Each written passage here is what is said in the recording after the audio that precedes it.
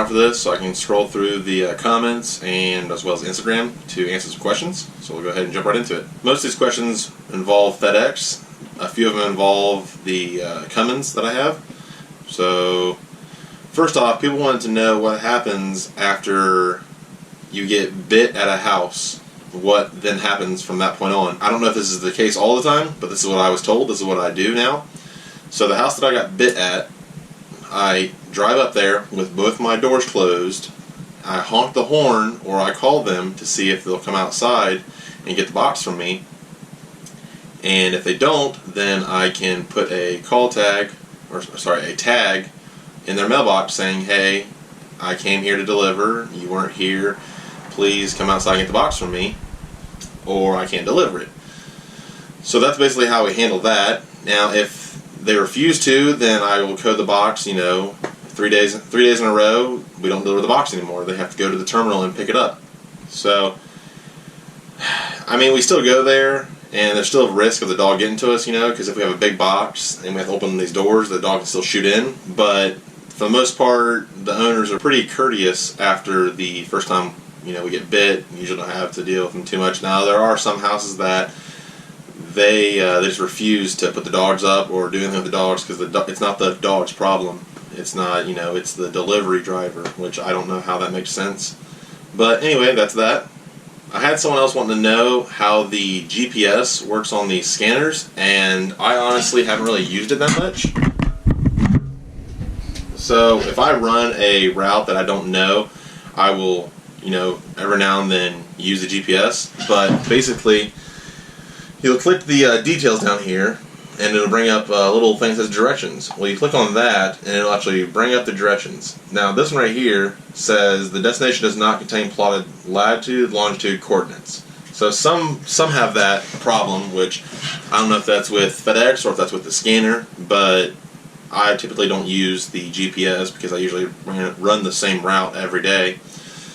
But I would strongly recommend learning how to map out on a paper map, just in case, say your scanner goes down, you have to hand sheet them, then you have old school paper map, can't go wrong with that. I have a bunch of people asking what is done to the truck, suspension wise, on Instagram mostly, and it is a 2.5 inch rough country leveling kit, so it has the block in the front. I do want to change that out eventually for a Kelderman air ride all around, but that's a pretty expensive kit, and my suspension working perfectly fine right now. But sooner or later, I'd like to go to that setup. But as for now, it's not in the not financially. People want to know when I'm gonna put the forged wheels back on the truck, and I actually sold those to my buddy John, and I'll post a picture of his truck right here. But we're going to be ordering some new wheels. They're going to be 24 by 12 wide, and they're going to be on a 305 35 24 Nitto Terra grappler. So they won't have that super stretch to them, which at first I kind of liked the stretch, and then I just didn't like it anymore because you really can't go anywhere, and you have to worry about the wheels and the wheel popping off and breaking belts. So we're just going to go ahead and get a tire that will actually fit. Now, that being said, I don't know which exactly wheel we're going to go with. I'm almost 100% sure we're going to go with American Force because I'm a dealer through them. I'm also a dealer through Specialty Forged. So I'm either or. American Force is more cost effective because they're way cheaper than Specialty Forged. But I still haven't decided yet. If you have an idea of what wheel I should put on, or give me some thoughts, go ahead and post it in the comments below. Next up, people want to know about the pay at FedEx. And for my contractor, we're paid salary, so it doesn't matter if I run 5 hours a day or 10 hours a day, I still get paid for 8 hours regardless, which it has its ups and downs. So like today, it's only 1:42, and I didn't start until around 9:30, so I'm definitely going to be done within the 8 hours. So today was good because I get kind of get paid more, not really though. And then during peak, some days I was running out to like 10 hours a day, so that's the downside to it. But it all depends on if you're a driver. It's most people asking about this. If you're a driver, you should see about how the route's going to run And if you're going to be running like 8.5 to 9 hours or 8 hours, you know, over that 8 hour limit or close to that 8 hours, then I would say go to an hourly pay.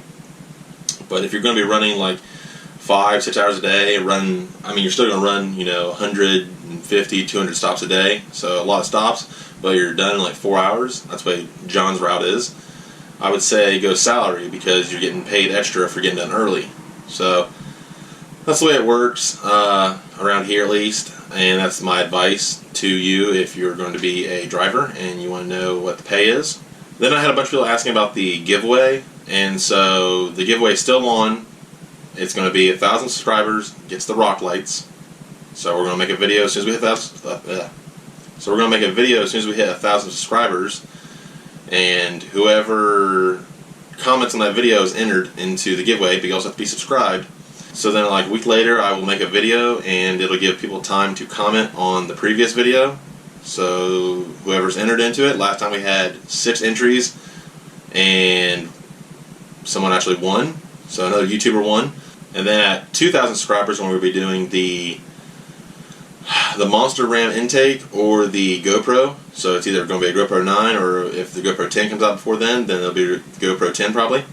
But that's the way we're going to do it with the 2,000 subscriber giveaway, the same exact way as the 1,000 subscriber giveaway. And you're not gonna win if you don't enter, which all you gotta do is hit the subscribe button. But that's where we're gonna do those giveaways.